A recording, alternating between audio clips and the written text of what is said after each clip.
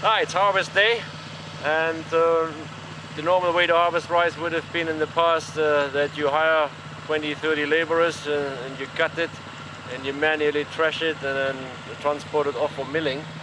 But nowadays, of course, many farmers are switching to combine harvest. Now, you can't easily afford a combine like this here as a farmer because it's still pretty expensive. But what you do is basically nowadays hire a contractor, a service provider who comes with a small team of people and a combine and harvests the fields. So here's just one model. We're not going to do any advertisement for any particular model or company. This is a small head-feeding Japanese combine, but we're actually going to use a different one, and I'll show you that in a minute.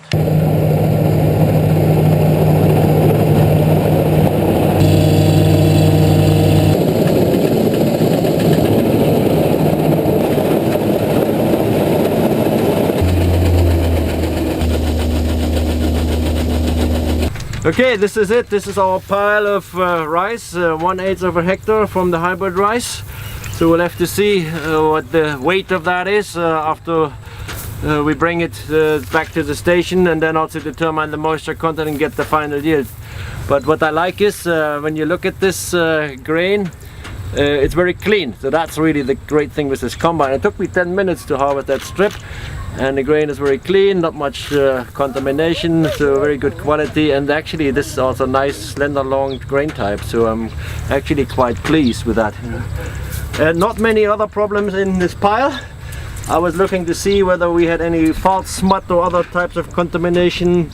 I can't see anything, so that's great. And then about 6 days from now we'll do the same for the inbred, because that is not yet quite mature, so it needs another 5-6 days. And then we'll just come back with the same combine and do the same, and then we'll see what the result is. We are also collecting yield component data on the inbred so that we can compare with the hybrid and determine the differences in their components and growth patterns.